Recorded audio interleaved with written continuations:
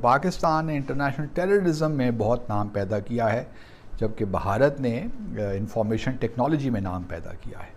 Prime minister Modi ने एक initiative लिया हुआ है कि भाई मिडिल ईस्टर्न मुस्लिम वर्ल्ड के ज़्यादा करीब हो, उनको एहसास दिलाओ, वो जो गैप रहा है उस गैप को फिल करो। लेकिन ऐसा लगा कि हम कश्मीर सेंट्रिक ही बात करते रहे, उसके इर्द-गिर्द हम फिरते रहे।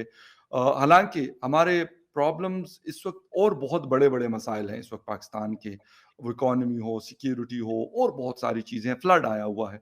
लेकिन दुबई ऐसी जगह है जहाँ तकरीबन 70-80% उसकी इकोनॉमी इंडियंस कंट्रोल करते हैं। दुबई की सारा पैसा इंडियन ने मानू छाबरिया वगैरह का नाम याद है आपको? आज से 10-20 साल पहले। तो जो जो ट्रेड है, जो बिज़नेसेस वगैरह है, जो जॉब्स करते हैं वहाँ पर सारे इंडियंस का बहुत ही ज़्यादा रोब है। For India Dubai is like an extension, Mumbai का सबर्ब की तरह हो गया वो।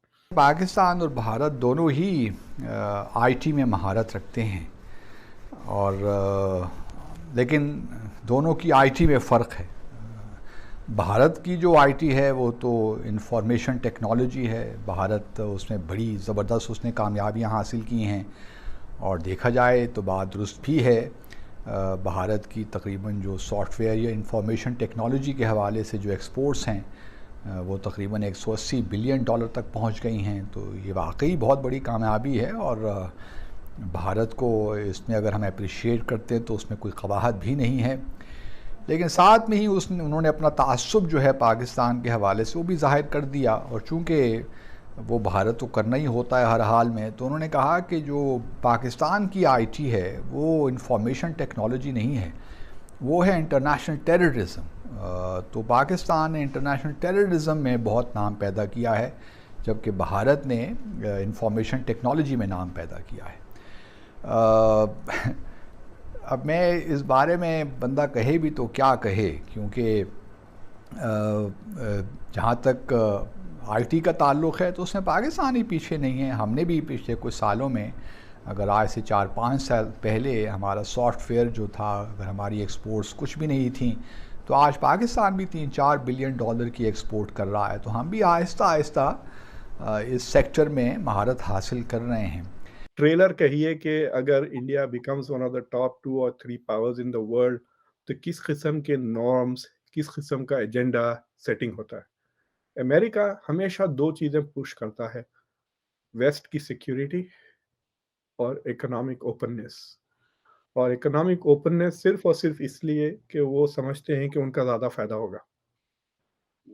जब से ग्लोबलाइज़ेशन की वजह से चाइना और इंडिया और दूसरे मुल्कों के फ़ायदे होने लगे, ट्रम्प जैसे पॉलिटिशियंस पैदा होने लग गए वेस्ट में। आपने देखा होगा इस हफ़्ते इटली में भी राइट विंग पार्टीज़ आ गए हैं, इलेक्शन जीतकर, which are also anti globalisation. Populist governments आ रहे हैं ना, क्योंकि अब उनका उतना फ़ायदा नहीं हो रहा, रिलेटिव एडवांटेज नहीं रहा economically. So I have a feeling कि this is a good time to see कि इंडिया क्या क्या डायरेक्शन देता है दुनिया को, वो नज़र आएगा। But if they miss the bus, अगर उन्होंने सेफ खेलने की कोशिश की, राइट, कि बेसिकली इकोनॉमिक इश्यूज पे ही फोकस करा, वो भी इकोनॉमिक इश्यूज में स्टेबिलिटी, इतना ज़रूर मुझे यकीन है कि वो वापस फोकस टेररिज्म फाइनेंसिंग पे ज़रूर लेकर आएंगे वो। Because one of the things G20 का जो एजेंडा है, that is about controlling international finance and making it stable। तो वो इश्यू तो रहेगा ही, जो पहले पिछले 2-3 बार से नेग्लेक्ट हो गया है। बिल्कुल ठीक है। अच्छा डॉक्टर साहब, एक आखिरी सवाल मैं लीडरशिप के हवाले से और ये करना चाह रहा हूँ कि ये recently we have witnessed that, क्योंकि हम साउथ साउथ की बात कर रहे हैं, तो लार्जली अगर ये जो साउथ साउथ में देखें तो सारा मिडल ईस्ट भी आता है and all that, almost Turkey से नीचे नीचे। तो आप क्या देखते हैं जो ये जो पुश था प्राइम मिनिस्टर मोदी का to get closer to the middle east, इसकी क्या सिग्निफिकेंस है? ये पाकिस्तान का इन्फ्लुएंस खत्म करना चाह रहे थे, या वो जो एक इंडिया की हेजिटेशन थी to deal with the middle eastern ममालिक, उसको कम किया है, या कि समझ रहे थे कि अपॉर्चुनिटीज ज्यादा आ रही हैं और now India is in a position to deal with the middle eastern ममालिक, पर्टिकुलरली ये सारे जीसीसी से, ये जो इतनी कुर्बत हुई है और पर्टिकुलरली मिलिट्री लेवल का कोऑपरेशन हुआ है, आप इसको कैसे देखते हैं सर? देखिए, इट्स लाइक सेइंग कि सामने एक झुंड है 55 मुल्कों का, क्या उनके साथ वो डील कर सकता है? ख़ास तौर से गिवन के 60 टू 70% इंडिया की एनर्जी मिडल ईस्ट से आती है, ओआईसी के कंट्री से आती है। इंडिया के लाखों literally millions of Indians middle east में काम करते हैं। इंडिया की शायद 1/3 फॉरेन रेमिटेंसेस मिडल ईस्ट से आते हैं, फॉरेन करेंसी वगैरह। अब इंडिया के एक्सपोर्ट्स भी मिडल ईस्ट को बहुत जाते हैं। So there is a tremendous relationships, right? तो ये जो मसाइल पे जिस तरह से टर्की ने भी इंडिया को अटैक किया कश्मीर पर, पाकिस्तान तो हर हर साल हमेशा इस इश्यूज़। तो by building good relations uh, India um, जो मिडल ईस्ट की कोर कंट्रीज़ है, सऊदी अरेबिया, यूएई वगैरह, उनके साथ ताल्लुकात काफ़ी अच्छे बनाने की वजह से ये हो गया कि ये जो आउटलायर कंट्रीज़ हो गए हैं, जो अटैक करते हैं, वो अ, जो है सो अब नहीं कर सकते। आप देखें, I think India has better relations now with the Arab world and with Iran than Pakistan.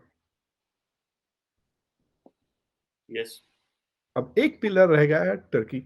Yes, ये मैं पूछना था आपसे। जो जो आप अगर करंट अर्दोगान की तकरीर सुने हैं, इट्स अ डिफरेंट ट्यून सिंग रहे, he is singing a different tune. उन्होंने बेसिकली कह तो दिया है कि कश्मीर में प्रॉब्लम है, उसको solve, but Pakistan and India should solve it peacefully.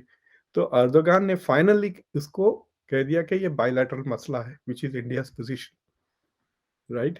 तो अर्दोगान नाउ, मुझे लगता है कि काश हमारे पास कोई लीक होता जिससे हम जान सकते कि मोदी और अर्दोगान के बीच में क्या बातें हुई। Hmm. They have come to some understanding, ये मेरा गेस है। और वो ये अंडरस्टैंडिंग है कि आप कश्मीर को ना छेड़े, हम आपको दूसरी जगहों पे साइप्रस वगैरह पे तंग नहीं करेंगे। Two can play this game. That is the message I think Modi gave to Erdogan. और अर्दोगान की पोजीशन आप देखें चेंज हो गई है डेफिनेटली कश्मीर के ऊपर। और partly also because Imran Khan is not there ना, कि उनका जो बैटिंग पार्टनर था जुगलबंदी जो इनकी हो रही थी, anti western positions. So he has realized कि I don't need to push this because I'm not partnering with Pakistan on these issues. तो I have a feeling कि वो changes ज़रूर आ गए हैं with that partnership. तीसरी चीज़ ये आपको ये याद रखना चाहिए कि इंडिया की जो पिछले 10 साल में है, थोड़ा-सा स्टैचर फंडामेंटली चेंज हो गया है कि India is not a free rider anymore. Yes. ये ना, आपको याद होगा कि हम लोग जब दोस्तों के साथ खाने पे जा रहे हैं, मूवी पे जा रहे हैं, हमको पता चलता है कि ये 2 कभी कुछ भी पे नहीं करेंगे। इनकी टिकटें भी हमको लेना पड़ेगा, इनका खाना भी हमको लेना पड़ेगा, फिर जाते-जाते इनको घर पे ड्रॉप करते हुए जाना पड़ेगा, राइट? लेकिन अच्छा बंदा है, मज़े का है, जोक्स-वोक्स मारता है, तो उसको हम साथ रख लेते थे। India is not like that. They will also टे pay the bill. They will share their burden. तो India is not a financial burden to any of the countries who are partnering, in fact can be a benefit, क्योंकि trading partner है। आप देखें कि ये CAA के बाद में जो प्रोटेस्ट हो रहे थे इंडिया में, उसके बाद भी सऊदी अरब ने इंडिया में बहुत ज़्यादा इन्वेस्टमेंट्स किए। और इन्वेस्टमेंट्स बहुत इंटरेस्टिंग चीज़ होती है। जब कोई मुल्क आपके इकोनॉमी में इन्वेस्ट कर देता है बहुत ज़्यादा पैसे, तो उनका इंटरेस्ट बन जाता है कि आप इकोनॉमिकली सक्सेसफुल हो, क्योंकि उनका इन्वेस्टमेंट वरना डूब जाएगा। So now that they're investing in India, they have an interest in making sure कि इंडिया इज सेफ। तो इंडिया को आइसोलेट करने या इंडिया की क्रिटिसिज्म, आपने देखा इस बार कोई मिडल ईस्ट कंट्री ने कुछ नहीं कहा इंडिया को एट द यस। यूएन। एक लफ्ज नहीं कहीं से सुनने में मिला। वो बोल, it is not in their interest anymore to say this ना। पहले ये और बात था कि पाकिस्तान की सिक्योरिटी की जरूरत थी। आपको पता है जियाउल हक रियाद में बैठते थे 50,000 पाकिस्तानी ट्रूप्स लेकर। 1968 में यासर अरफात जॉर्डन को कब्जा करने की कोशिश कर लिए थे, पता है आपको? 1968 PLO tried to capture Jordan. तो जियाउल हक पाकिस्तानी फौज को लेकर जॉर्डन में जाके यासर अरफात की पिटाई की है। कई कई फलस्तीनी अच्छी खासी पिटाई की फलस्तीनियों की, राइट? तो जॉर्डन की सिक्योरिटीज पाकिस्तान वाज मेंटेनिंग, और why was Pakistani military in Saudi Arabia, क्योंकि वो सऊदी अरेबिया की सिक्योरिटी कर रहे थे, राइट? अब पाकिस्तान को निकाल के वो अमेरिका को लगा दिए हैं। अमेरिका हैज बिकम द चौकीदार ना सऊदी अरेबिया का। मैं मजाक से कहता हूँ the American president is the वो कहते हैं ना, क्या कहते हैं वो सऊदी अरेबिया के किंग को, the custodian of the two holy mosque. Holy mosque, हाँ। हाँ, तो American president is the custodian of the two holy mosque. Right? बिल्कुल हम सही कहा। प्रोटेक्ट करते हैं उनको, हमारी फौजें प्रोटेक्ट करती है अब सऊदी अरेबिया को। So it's that kind of an interesting, दुनिया बड़ी तेजी से बदल रही है।